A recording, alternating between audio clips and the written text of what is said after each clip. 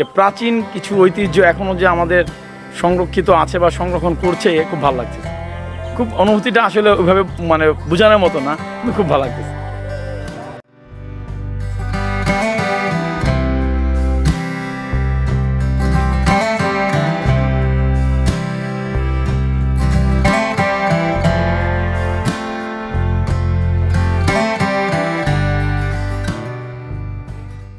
বন্ধুরা, আজ আমি আপনাদের দেখাবো দক্ষিণ হিমালয় অঞ্চলের দ্বিতীয় বৃহত্তম বৌদ্ধ বিহার, যেটি পাহাড়পুর বা সোমপুর বিহার নামে পরিচিত।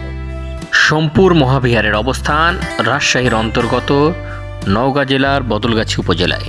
প্রায় 10 হেক্টর অঞ্চল জুড়ে এই পুরাকীর্তিটি নির্মাণকাল 10ম থেকে 11 শতাব্দীতে। তাহলে চলুন ঘুরে আসি 10ম শতাব্দীর এই ঐতিহাসিক স্থাপনা থেকে, আর এর সাথে জানিয়ে দিই এই পুরাকীর্তির ইতিবৃত্ত। সোমপুর মহাবিহারের সুউচ্চ মন্দিরগুলো নির্মাণ করেন ধর্মপালের পুত্র দেবপাল 810 থেকে 850 খ্রিস্টাব্দে, যার সুস্পষ্ট উল্লেখ আছে তিব্বতীয় ইতিহাস গ্রন্থে।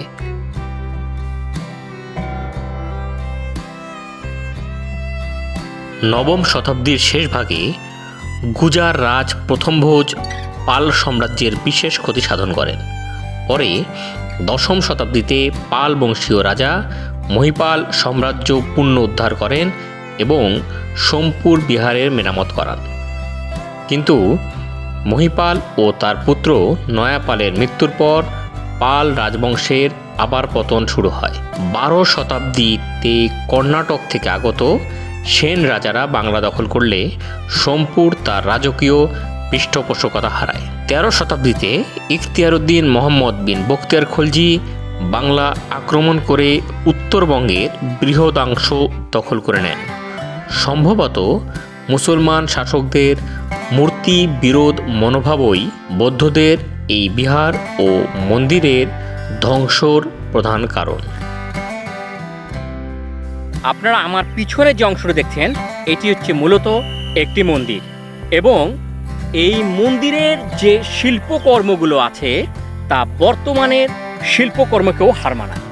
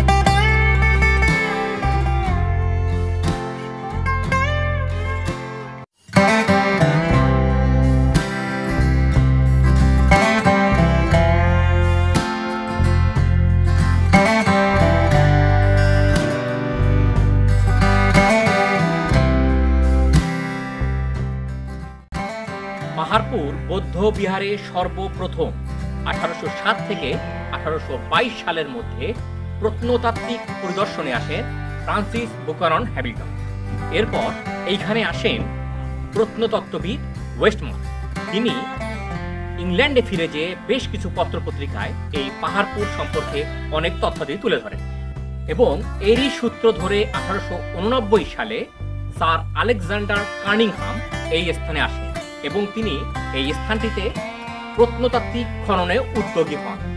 কিন্তু তার এই উদ্যোগে সাধ বাঁধেন বলিহারের মহারাজা।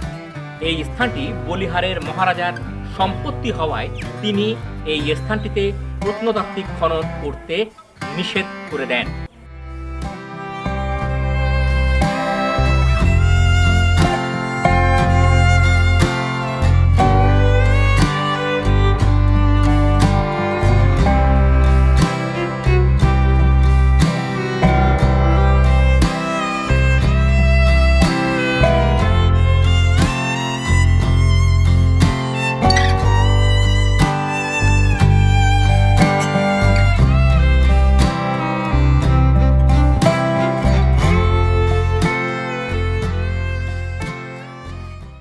আমার পিছনে যে অংশটি দেখছেন এটি হচ্ছে মূলত একটি মন্দির, এবং এই মন্দিরের পাদদেশে বেশ কিছু পোড়ামাটির টেরাকোটা লাগানো আছে, যার মধ্যে অঙ্কিত আছে বিভিন্ন পাখি, মানুষ এবং অনেক জীবজন্তুর অবয়ব। এছাড়াও আপনারা দেখবেন এই মন্দিরের ঠিক পৃষ্ঠ থেকে সামান্য উপরে বেশ কিছু নকশা করা আছে, যা বর্তমানের যে স্থাপত্যিক নকশা তাকেও হার মানায়। এবং এই মন্দিরের সবচেয়ে মজার যে ব্যাপারটি হচ্ছে তা হচ্ছে পানি নিষ্কাশন। বন্ধুরা, এই মন্দিরের পানি নিষ্কাশনের জন্য বেশ কিছু পথ করা আছে, এবং যার প্রত্যেকটি কোণায় একটি করে পানি নিষ্কাশনের ব্যবস্থা আছে, যা আপনারা আসলে এখনো দেখতে পারবেন। বিহারের পানি নিষ্কাশনের পথের শেষ ভাগে মুখগুলো পাথরের নির্মিত গর্জনরত সিংহের মুখের অবয়বে তৈরি, যার বেশিরভাগই ক্ষয়ে গেছে কালের বিবর্তনে। মূল মন্দিরের গায়ে প্রায় 2000-এর মতো পোড়ামাটির ফলক রয়েছে, যার অনেকগুলোতেই ছবিত হয়েছে গ্রামীণ চিত্র।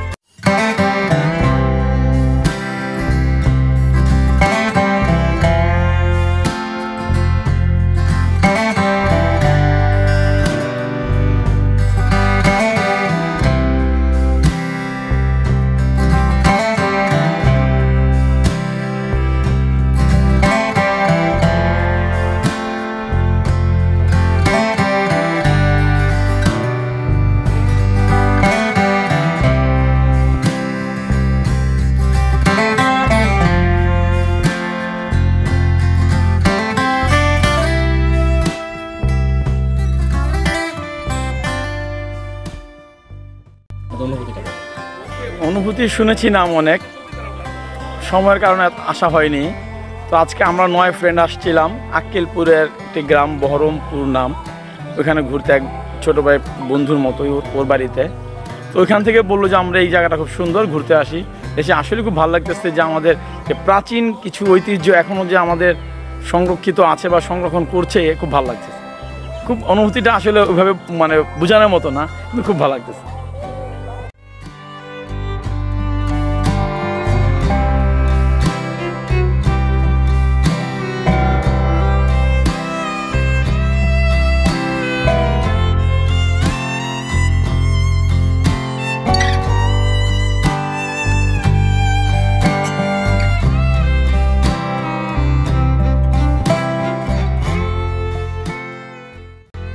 এই সোমপুর বিহারটি ইউনেস্কোর মতে এটি হচ্ছে দক্ষিণ হিমালয় অঞ্চলের দ্বিতীয় বৃহত্তম বিহার। এটিকে ভারতের নালন্দা মহাবিহারের সাথেও তুলনা করা হয়েছে। এর আয়তন এবং ভারতের নালন্দা মহাবিহারের আয়তন প্রায় সমান।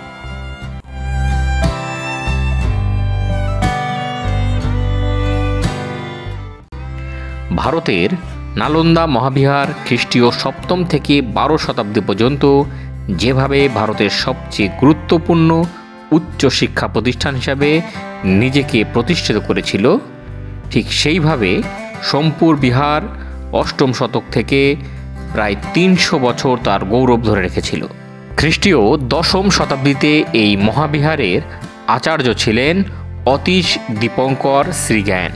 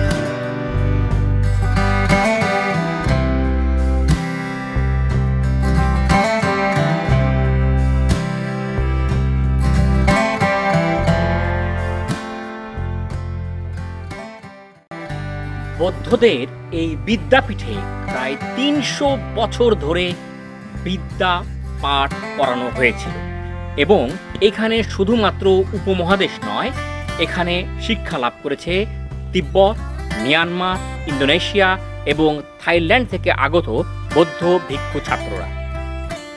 সম্পূর্ণ বিহারে ছড়ানো ছিটানো রয়েছে অসংখ্য প্রত্নতাত্ত্বিক নিদর্শন, যার অধিকাংশে এখনও অনেক রহস্যই থেকে গেছে।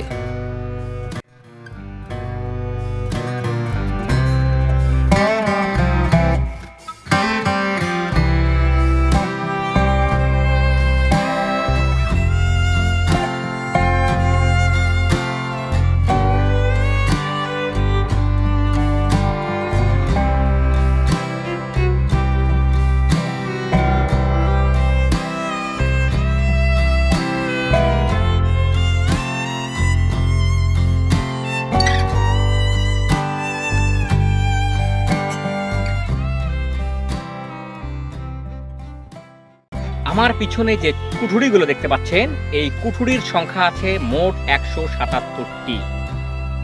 এই কুঠুরিগুলো মূলত ব্যবহৃত হতো বুদ্ধ শিক্ষার্থীদের আবাস স্থল হিসাবে এবং এই কুঠুরিগুলো নির্মাণ করা হয়েছে এই বিহারের সীমানা প্রাচীর সংলগ্ন এবং এটি হচ্ছে মূল সীমানা প্রাচীর। এবং আমার সামনে এখন যে প্রশস্ত অংশটি দেখতে পাচ্ছেন, এর দৈর্ঘ্য হচ্ছে প্রায় ৯ ফিট। পুরো বিহারের এই ৯ ফিট আকৃতির উন্মুক্ত বারান্দা ছিল। প্রথম দিকে এই কুঠুরিগুলো ছাত্রাবাস হিসাবে ব্যবহৃত হলেও পরবর্তীতে ৯২টি কুঠুরি মন্দির হিসাবে ব্যবহৃত হয়েছে।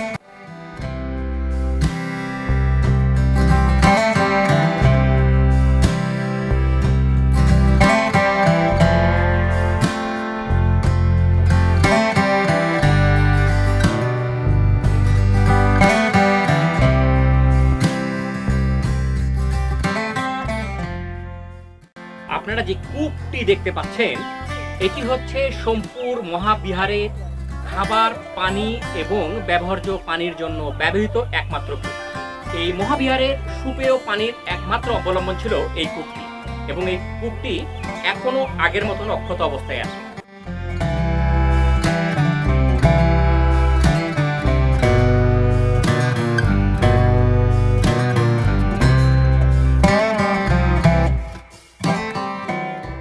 আপনারা আমার পিছনে যে অংশটি দেখতে পাচ্ছেন, এটি হচ্ছে পঞ্চবেদী এবং এই পঞ্চবেদীর যে অংশগুলো দেখতে পাচ্ছেন, এই অংশটি অনেকটা স্টার বা নক্ষত্রের মতো। আপনাদের উপর থেকে আমি এটা দেখানোর চেষ্টা করছি। আমি আপনাদের এই পঞ্চবেদীটি দেখাচ্ছি এবং আপনারা দেখতে পারবেন এই পঞ্চবেদীর এই যে অংশটি রয়েছে, এটি হচ্ছে অনেকটা স্টার বা নক্ষত্রের মতো।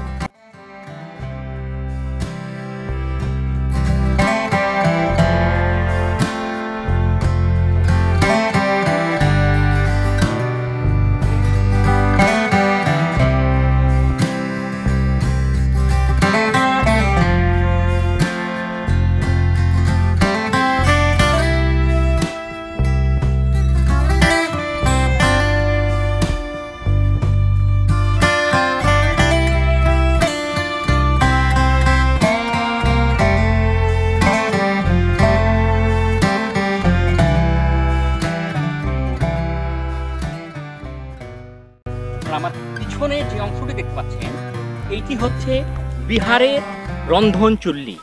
যেহেতু এখানে অসংখ্য ছাত্র শিক্ষা নিতে আসতো এবং তাদের খাবারের জন্য বিশাল রান্না যজ্ঞের প্রয়োজন, তাই এই চুল্লিটি এখানে করা হয়েছে এবং এই চুল্লির সঙ্গেই এখানে ছিল বৌদ্ধ ছাত্রদের ডাইনিং।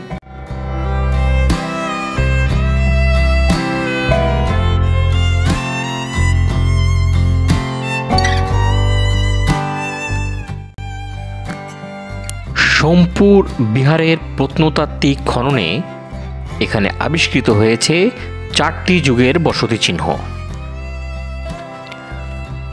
প্রধান মন্দিরের চতুর্দিকে যে 63টি প্রস্তরের মূর্তি ছিল, তার মধ্যে একটি বৌদ্ধ দেবতা পদ্মপাণির মূর্তি ছাড়া আবিষ্কৃত অন্য সব মূর্তিগুলোই হিন্দু দেবদেবীর। প্রধান মন্দিরের দেয়াল গাত্রে যে অলঙ্করণে পোড়ামাটির ফলকচিত্র আছে, তার সংখ্যা প্রায় 2000।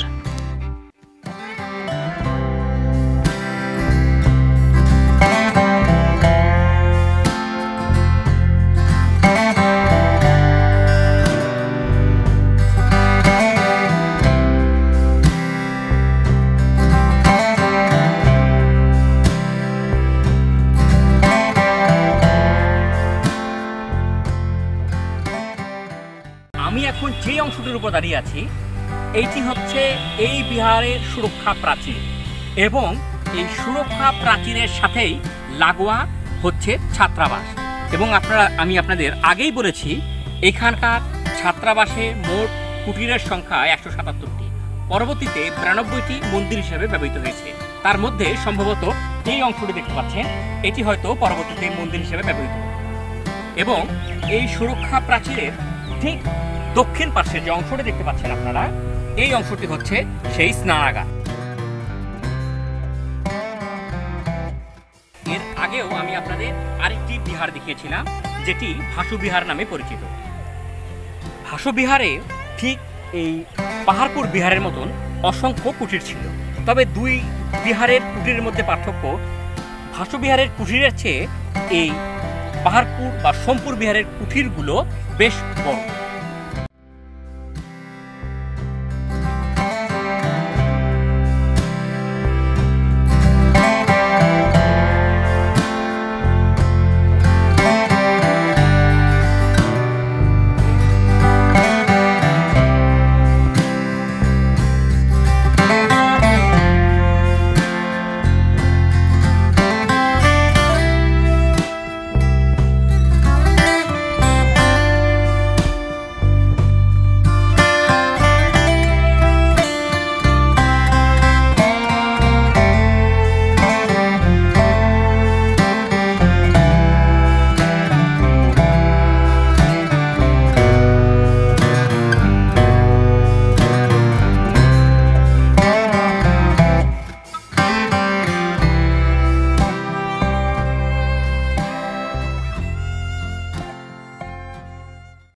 প্রত্নতাত্ত্বিক এই নিদর্শনটি দেখতে দেখতে কেন জানি বারবার মনে পড়ছিল কবিগুরুর লেখা এই কবিতাটি। বহুদিন ধরে বহুকোশ দূরে, বহু ব্যয় করি বহু দেশ ঘুরে, দেখিতে গিয়াছি পর্বতমালা, দেখিতে গিয়াছি সিন্ধু, দেখা হয় নাই চক্ষু মেলিয়া, ঘর হতে শুধু 2 পা ফেলিয়া, একটি ধানের শীষের উপর একটি শিশির বিন্দু।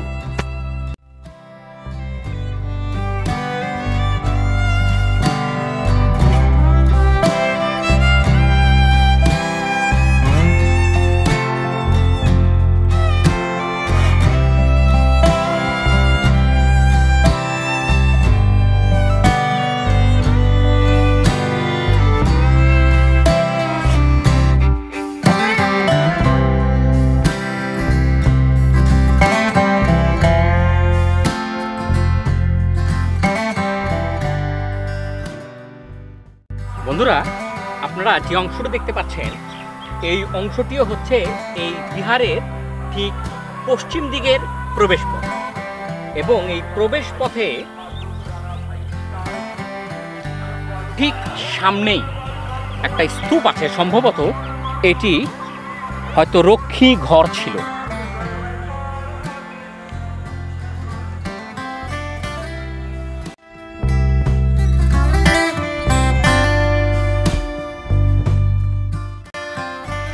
স্থাপনাটি ঘুরে একটা জিনিস আমাদের খুব ভালো লেগেছে, বিশাল এক স্থাপনাতে যে পয় নিষ্কাশন বা পানি নিষ্কাশনের ব্যবস্থাটাকে তারা অত্যন্ত জরুরি মনে করতেন, এবং এই ভবনের বিভিন্ন জায়গায় পয় নিষ্কাশনের জন্য সেই সময় ড্রেনেজ ব্যবস্থা করা ছিল। শিল্প প্রত্যেকটা ক্ষেত্রেই তার অবদান রাখে। এই পাহাড়পুর বৌদ্ধ বিহারের যে পানি নিষ্কাশনের ব্যবস্থাগুলো আছে তার শেষ ভাগে যে পাথরের কারুকাজগুলো করা আছে তা অত্যন্ত মনোমুগ্ধকর, এবং এই পানি নিষ্কাশনের ঠিক শেষ ভাগে বেশ কিছু নকশাকৃত প্রতিকৃতি বসানো আছে, যা এই ড্রেনেজ ব্যবস্থাটাকে অনেক বেশি আকর্ষণীয় করে তুলেছে।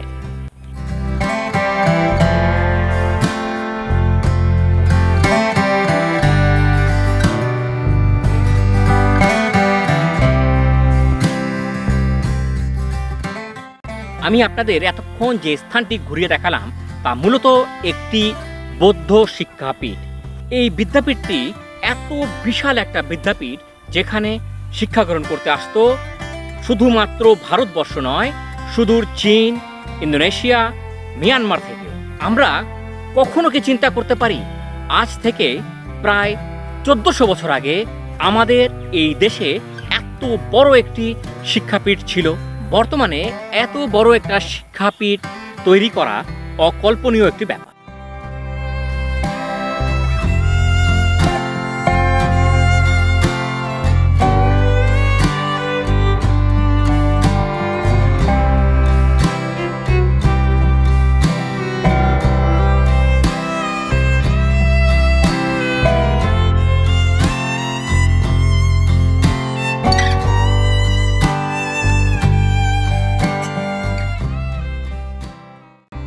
তিনটি ক্রমহ্রাসমান ধাপে ঊর্ধ্বগামী এই মন্দিরের ভূমির পরিকল্পনা ক্রুশাকার। সুবিশাল এই মন্দিরের কাঠামো নির্মিত হয়েছে শূন্য গর্ভ প্রকোষ্ঠ থেকে। 27 বর্গমিটার স্থান জুড়ে বিস্তীর্ণ এই মন্দিরটির ধ্বংসাবশেষ এখনও ভূপৃষ্ঠ থেকে 21 মিটার উঁচু। পাহাড়পুর মন্দিরের ধরনকে ভারতীয় প্রত্নতত্ত্বে সর্বতোভদ্র হিসাবেও অভিহিত করা যায়। মূল মন্দিরের চারপাশে বেশ কিছু ইমারতের ধ্বংসাবশেষ পাওয়া গেছে, যার মধ্যে ভোজনশালা ও রন্ধনশালা উল্লেখযোগ্য।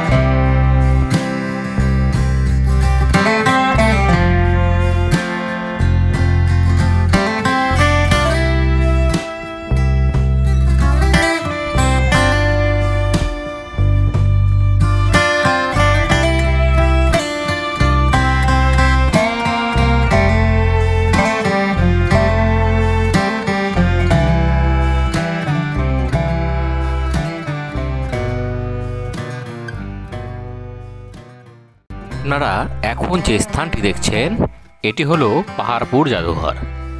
1994 সালে এটি নতুনভাবে নির্মাণ করা হয়। 4 গ্যালারি বিশিষ্ট এই জাদুঘরে রয়েছে ব্রোঞ্জের তৈরি বুদ্ধের অবক্ষ অংশ, পোড়ামাটির ফলক, অলঙ্কৃত ইট, পাথরের বিভিন্ন মূর্তিসহ পোড়ামাটির তৈজসপত্র। জাদুঘরের ঠিক পূর্ব প্রান্তে রয়েছে আরেকটি ঐতিহাসিক নিদর্শন, যা সত্য পীরের ভিটা নামে পরিচিত। এখানে কয়েকটি স্থাপত্যের নিদর্শনের ধ্বংসাবশেষ রয়েছে। এই নিদর্শনগুলো নিয়ে এখনও বেশ কিছু কাহিনী প্রচলিত। এই নিদর্শনের সন্ধান পাওয়া যায় 1934 সালে। এটি একটি বিষমবাহু ত্রিভুজাকৃতি স্থাপনা। স্থানীয়দের মতে সত্যপীর নামক স্থানীয় এক ব্যক্তির নামে এই জায়গার নামকরণ করা হয়েছে, কিন্তু যার সত্যতা এখনও প্রমাণ পাওয়া যায়নি। সত্যপীরের ভিটার নামটির উৎপত্তি উৎপত্তি খ্রিস্টীয় 16 শতকের দিকে। প্রকৃতপক্ষে সত্যপীরের ভিটায় রয়েছে একটি বৌদ্ধ তারা মন্দির। এই মন্দিরকে ঘিরে 132টি বিভিন্ন আকার ও আয়তনের নিবেদন স্তূপের ধ্বংসাবশেষ রয়েছে। প্রত্নতাত্ত্বিক খননে এখানে 50টি তারাদেবীর ফলক ও একটি ব্রোঞ্জের জম্বল মূর্তি ও অন্যান্য প্রত্নতাত্ত্বিক সামগ্রী পাওয়া যায়। আনুমানিক খ্রিস্টীয় 9ম-10ম শতকের দিকে তারাদেবীর সম্মানে সত্যপীরের ভিটার মন্দিরটি স্থাপিত হয়েছিল।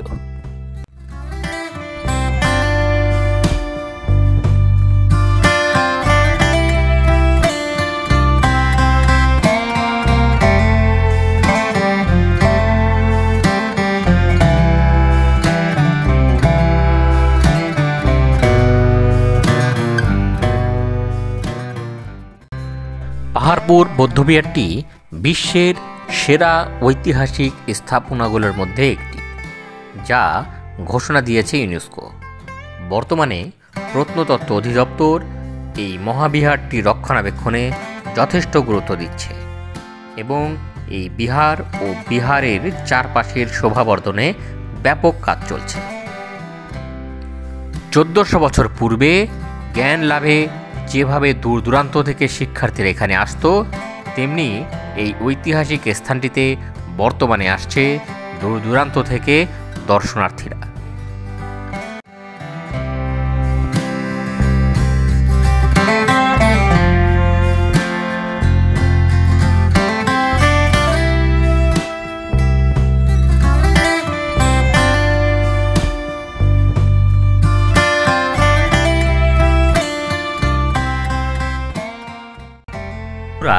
এই ছিল আমাদের পাহাড়পুর ভ্রমণ। আমাদের ভিডিওটি যদি ভালো লাগে অবশ্যই লাইক, শেয়ার ও কমেন্ট করবেন এবং নতুন নতুন ভিডিও দেখতে অবশ্যই চ্যানেলটি সাবস্ক্রাইব করবেন।